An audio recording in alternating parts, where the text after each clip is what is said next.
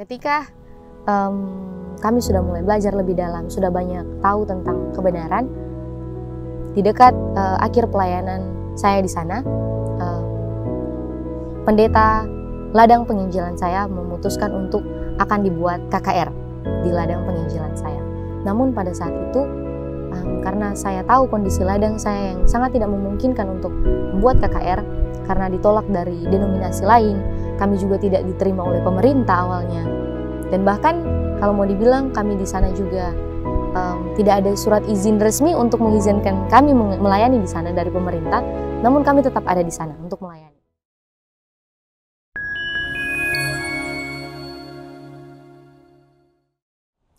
Dan pada saat pendeta memberitahukan bahwa akan ada dibuat KKR di akhir pelayanan, di situ saya bergumul bagaimana caranya KKR ini akan dibuat di pedalaman di tempat di mana saya melayani, karena kondisi aksesnya yang sangat jauh, dan juga kebetulan di akhir pelayanan saya itu merupakan musim hujan, dan kalau musim hujan di sana akses untuk ke dalam kampung tersebut akan sangat sulit, bahkan bisa saja terputus karena akan banjir besar dan mengakibatkan dari satu desa ke desa lain tidak ada akses jalan lagi karena semuanya dikelilingi dengan sungai. Namun ketika pendeta mengatakan bahwa akan dibuat KKR dan anggota jemaat juga yang ikut mendukung dalam kegiatan tersebut, kami semua mulai melakukan doa khusus untuk KKR ini, melakukan puasa, mencari dana, dan banyak hal lagi agar supaya KKR ini boleh berjalan dengan baik. Namun di akhir dari di bulan terakhir sebelum KKR itu dimulai, dana belum juga terkumpul, sama sekali belum ada yang terkumpul, dan ada beberapa juga hal yang terjadi sehingga mengakibatkan kami kesulitan di dalam mendapatkan dana. Namun itu tidak menjadi suatu kekecewaan ataupun ketakutan atau kekhawatiran, tetapi itu menjadi suatu tantangan bagaimana Tuhan akan menunjukkan Dia punya kuasa ketika pergumulan ini datang.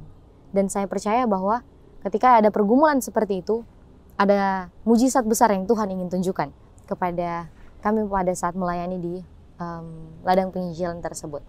Dan singkat cerita, 2 minggu sebelum KKR itu dimulai, baru ketakutan itu muncul.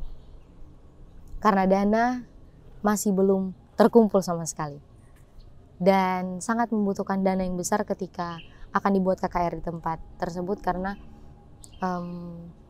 bahan baku yang sangat besar harganya dan juga ada kebutuhan-kebutuhan lain yang harus dipenuhi. Dan di situ jemaat juga mulai meragukan akan KKR ini, apakah akan tetap dibuat ataupun tidak. Tetapi mereka memikirkan bahwa sudah ada jiwa yang sudah belajar dan juga ada banyak orang yang rindu agar supaya KKR ini boleh dibuat di tempat tersebut. Akhirnya jemaat yang awalnya merasa ragu dan juga ketakutan, mereka mulai bersemangat kembali ketika mengingat jiwa-jiwa yang ada di kampung tersebut yang sudah mengetahui tentang kebenaran. Singkat cerita, 1 minggu sebelum KKR ini dimulai, tepatnya pada hari Jumat, tim KKR, panitia-panitia KKR akan naik ke kampung tersebut. Namun masih saja dana belum terkumpul. Dan pada saat mereka sudah terkumpul sebelum naik ke gunung, mereka berkumpul di kota. Di situ mereka mulai membicarakan bagaimana caranya untuk membelanjakan akan kebutuhan-kebutuhan yang akan dipakai selama KKR. Namun selama pembicaraan tersebut, dana sama sekali masih belum terkumpul. Tapi ketika saat waktu kami berdoa untuk membicarakan akan kebutuhan yang ada di ladang penginjilan, Tuhan memberikan berkat yang sangat tidak kami duga-duga. Tuhan memberikan dana kepada kami, dana KKR pertama yang kami dapatkan sekitar 5 juta. Dan itu pada saat kami tahu bahwa ada dana KKR sejumlah 5 juta sekian, kami langsung berdoa dan mengucap syukur karena ternyata Tuhan sudah siapkan, namun kami yang harus lebih percaya lagi kepada Tuhan.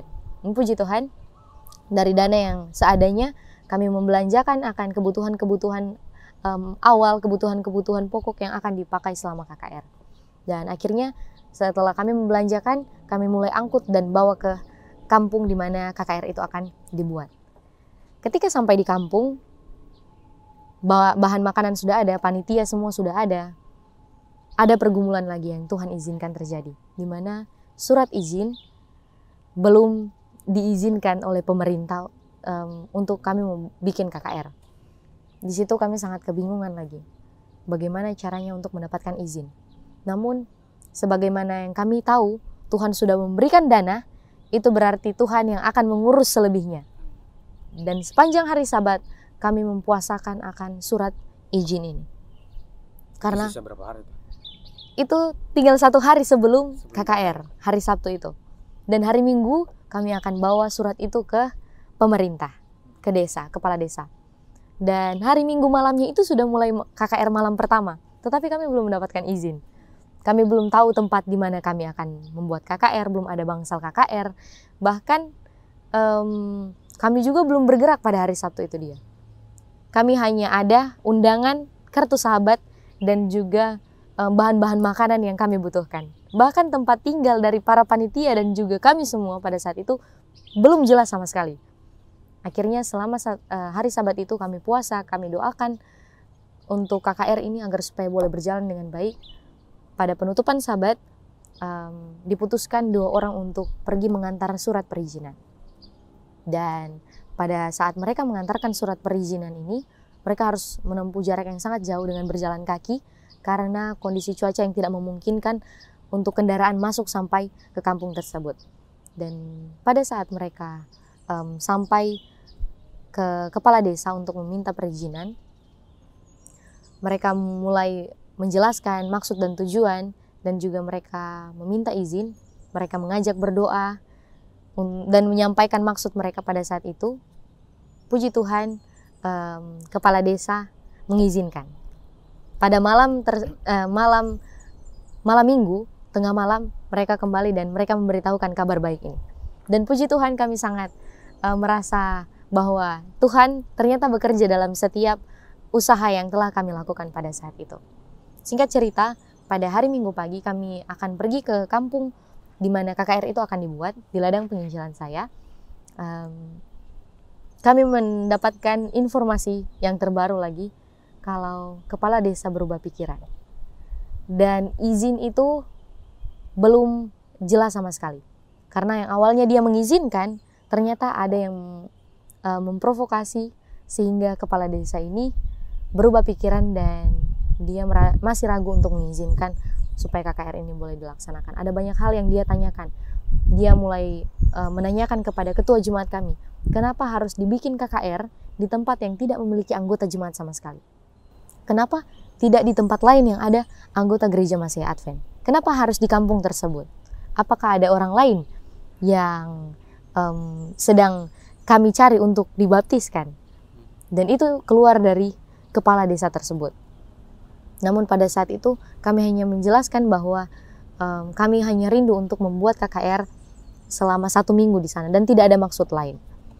Dan akhirnya kami memutuskan di hari Minggu pagi, saya, pendeta, dan juga ada beberapa anggota jemaat untuk pergi langsung kepada kepala desa untuk meminta izin kembali lagi. Akhirnya kami pergi dengan beberapa anggota jemaat, pergi kepada kepala desa. Pada saat itu, kepala desa juga memang menginginkan agar supaya KKR ini dibuat di tempat lain, bukan di kampung tersebut. Namun ketika kami mengajak kepala desa ini berdoa, menyampaikan maksud kami, dan mengatakan bahwa tidak ada maksud kami yang lain, akhirnya Tuhan menggerakkan hati dari kepala desa tersebut. Kepala desa tersebut mengizinkan kami untuk membuat KKR pada saat itu. Akhirnya izin didapatkan tepat pada jam 1 siang pada hari Minggu, dan jam 7 malamnya itu adalah KKR malam pertama. Jadi undangan dibagi itu tepat jam 5 karena harus melakukan persiapan juga selama beberapa jam itu, selama dari siang sampai sore. Jadi akhirnya undangan dijalankan pada jam 5 sore dengan kondisi hujan pada saat itu, namun tidak mengurangi semangat dari anggota jemaat dan juga para panitia KKR.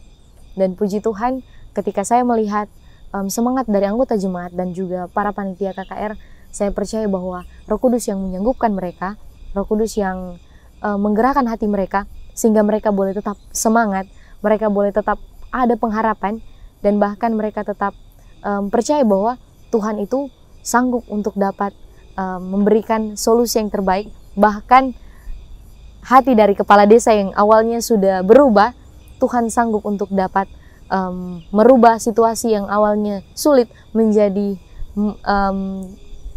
dari yang awalnya mau dibilang tidak mungkin menjadi mungkin.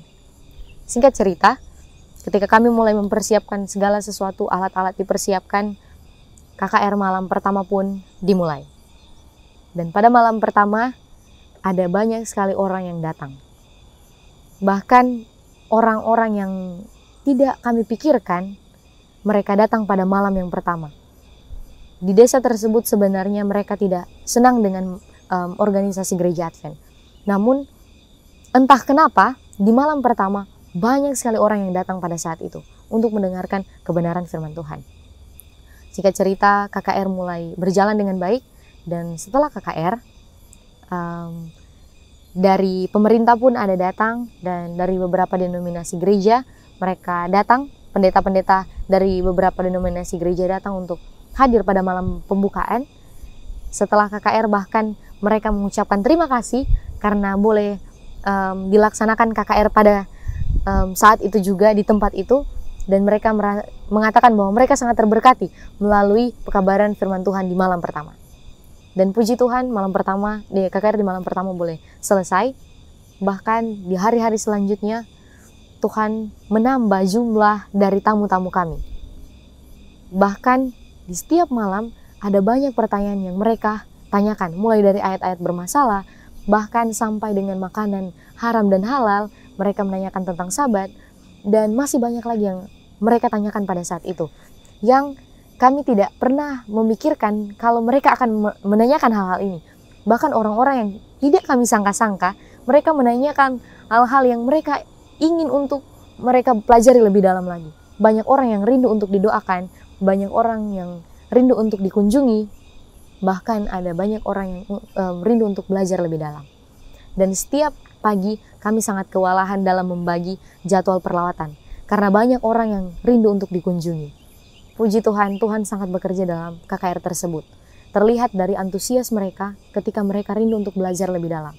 Dan saya mengingat bagaimana kehidupan saya ketika saya berada di tempat ini, atau kehidupan saya sebelumnya. Saya Advent dari kecil, namun saya tidak pernah merasakan bagaimana ibadah yang sesungguhnya. Saya tidak pernah merasakan arti yang sesungguhnya dari memelihara akan hari Sabat. Namun ketika saya berada di sana, ketika saya melihat ada banyak orang yang sedang berusaha untuk mencari kebenaran ini lebih lanjut, ada banyak orang yang sedang bergumul untuk menerima kebenaran ini, bahkan ada yang sedang diancam, ada yang sedang dalam keadaan yang tidak memungkinkan, namun mereka rindu untuk belajar lebih dalam. Saya sangat merasa bahwa Tuhan menyelamatkan saya dari kehidupan saya yang lama. Tuhan menunjukkan saya hal-hal yang sangat luar biasa yang saya tidak sempat pikirkan. Bahkan di KKR tersebut banyak sekali orang yang hadir, di mana selama pelayanan di sana Tuhan telah menyembuhkan mereka, Tuhan yang mengajar mereka, Tuhan yang telah menunjukkan kepada mereka semua bahwa kuasa Tuhan itu sungguh sangat luar biasa. Ada banyak hal yang Tuhan perbuat dalam kehidupan saya selama pelayanan di sana, bahkan lewat tuan rumah saya yang awalnya di sana itu ketua klasis mereka tidak mengizinkan akan ada pelayanan dari gereja Advent, namun justru tuan rumah saya yang membela pada saat itu. Justru tuan rumah saya yang mengatakan bahwa jangan mengusir para misionaris dari rumah, dari tuan rumah saya pada saat itu. Walaupun dengan kondisinya yang cacat, namun dia memiliki kerinduan yang besar untuk menerima Tuhan sebagai juru selamat pribadinya. Dan saat ini dia sedang bergumul untuk menerima Tuhan melalui baptisan. Dan dia berpesan bahwa dimanapun saya berada, walaupun saya sudah tidak melayani lagi di sana, jangan pernah lupa untuk mendoakan dia, jangan pernah lupa untuk mengirimkan sekolah sahabat kepada dia, jangan pernah lupa untuk mengucapkan selamat sahabat kepada dia. Dan itu yang saya lakukan hingga detik ini. Kami masih sering untuk sharing tentang sekolah sahabat, tentang pergumulannya saat ini. Dan puji Tuhan yang saya tahu pada saat ini, dia justru yang melanjutkan pelayanan yang ada di sana. Dia sedang bergumul untuk ingin dibaptis, namun dia sudah mulai menginjil, dia sudah tidak makan makanan yang haram lagi, dia memelihara hari Sabat, dan banyak orang yang sudah mulai tahu tentang kebenaran ini. Bahkan yang memberitahukan kebenaran ini bukan lagi dari denominasi kami, namun melalui tuan rumah saya ini. Dan itu yang saya percaya bahwa ketika Tuhan mengirimkan saya ke sana, yang awalnya saya pikir apa yang menjadi maksud Tuhan, kenapa Tuhan mengirimkan saya ke tempat yang tidak jelas, tetapi ternyata maksud Tuhan itu sungguh sangat luar biasa. Dia mengubah saya, dan juga dia menyadarkan saya akan banyak hal, bahkan dia mempertemukan saya dengan tuan rumah saya ini yang boleh menyadarkan saya akan banyak hal, dan dimana saya belajar juga untuk menghargai akan panggilan Tuhan, dan bagaimana kondisi dan posisi saya pada saat ini sebagai umat Tuhan, menghargai akan situasi yang masih aman-aman ini untuk lebih setia lagi kepada Tuhan, dan boleh lebih mendekatkan diri lagi kepada Tuhan. Dan biarlah ini boleh menjadi kekuatan untuk kita semua, dan boleh menjadi berkat, bahkan kita semua boleh merasakan bagaimana Tuhan boleh bekerja dalam kehidupan kita. Terima kasih.